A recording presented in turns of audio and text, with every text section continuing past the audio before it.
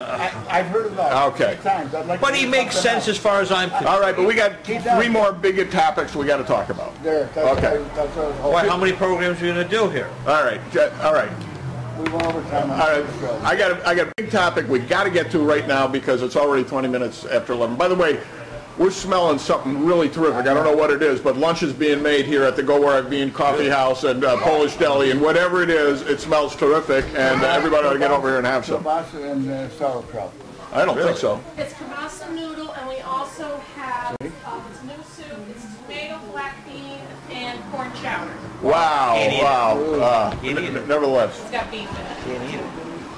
Okay.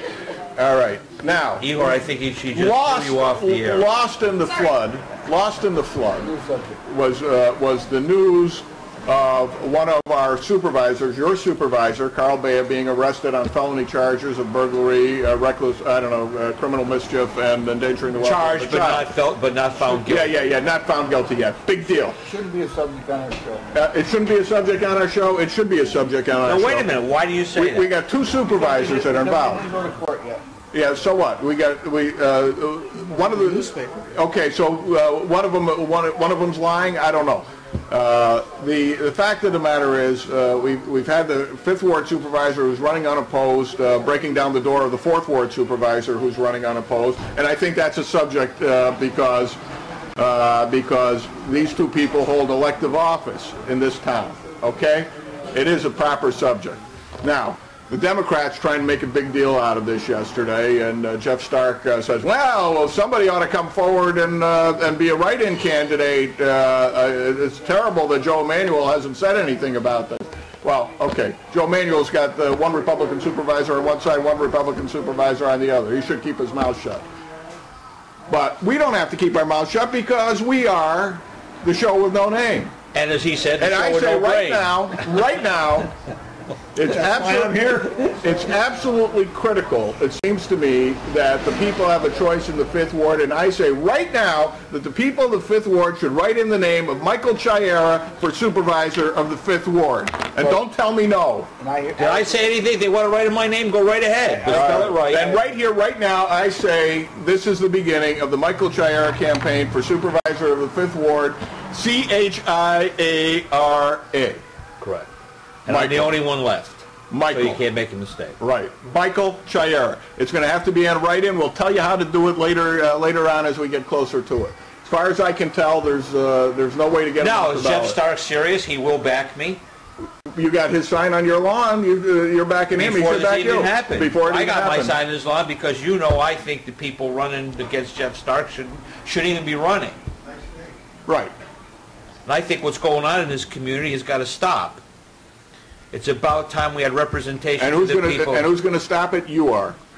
Michael Chiara. I could stop it. I could stop the nonsense Now going on is in a Fonda. candidate. There's no question All right. about it. I would, within one meeting, You are see it stop. You are a write-in candidate. They want to put my name down. You right agree. ahead. You are a write-in candidate. They want to do it.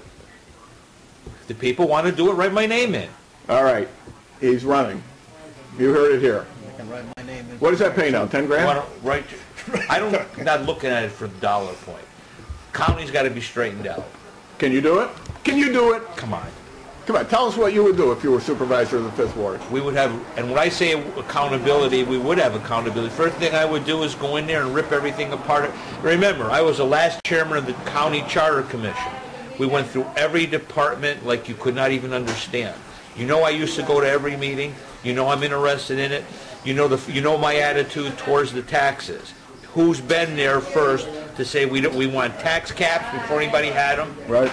The 1% that people even forget about, I would adhere to that. I would take that budget apart and demand that be zero base, and I would want somebody there to tell me what mandates really mean.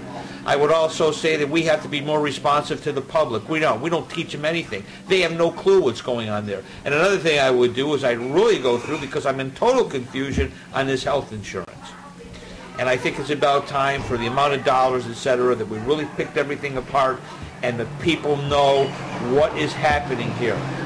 Eeyore, back up just a little bit. I got to get Michael on camera. You know, am I making a political speech now? No, because people know who I am. I don't have to audition. over the period of years, they know what happened with the industrial park if they want to pay attention. They know what happened with the taxes. They know what happened with everything else that I've been involved in. And, you know, the question is, I did it. And I did it against a lot of opposition, as you know.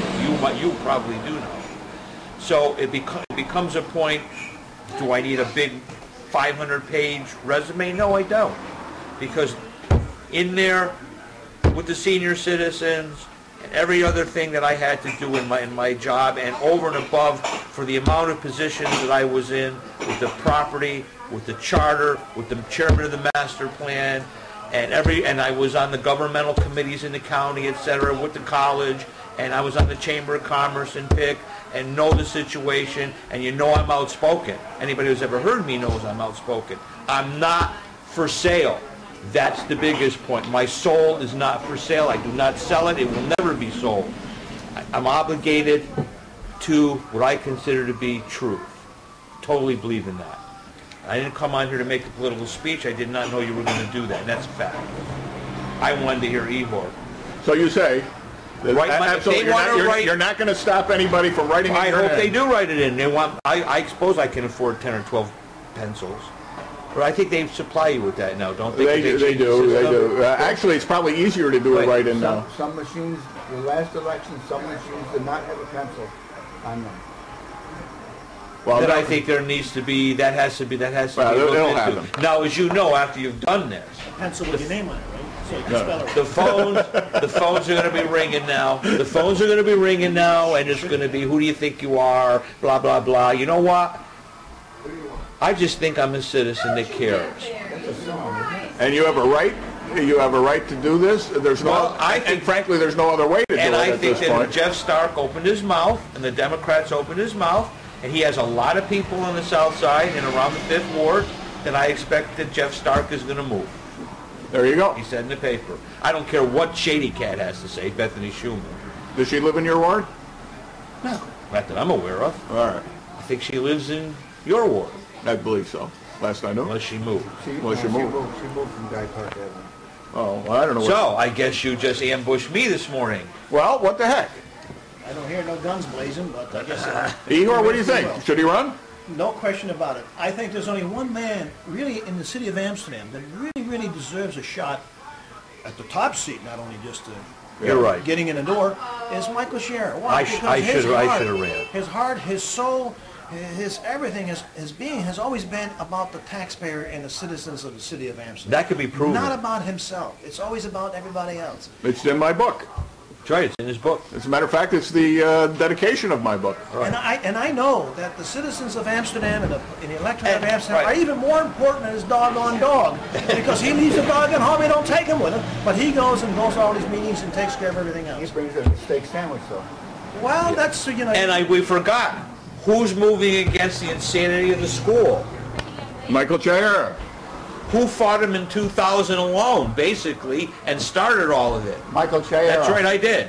And you have no idea the amount of opposition I was getting to do that. And I would not move. I got opposition on the 3%, and I wouldn't buckle. Okay? Because the people had a right to make their statement. They could have voted no. They didn't. You know why? Because they need to go to the poll, and this is how they react. They don't believe in government anymore. They don't believe that anybody's on the up and up, and they're sick and tired of paying these crazy taxes for what's out there, and it's got to change.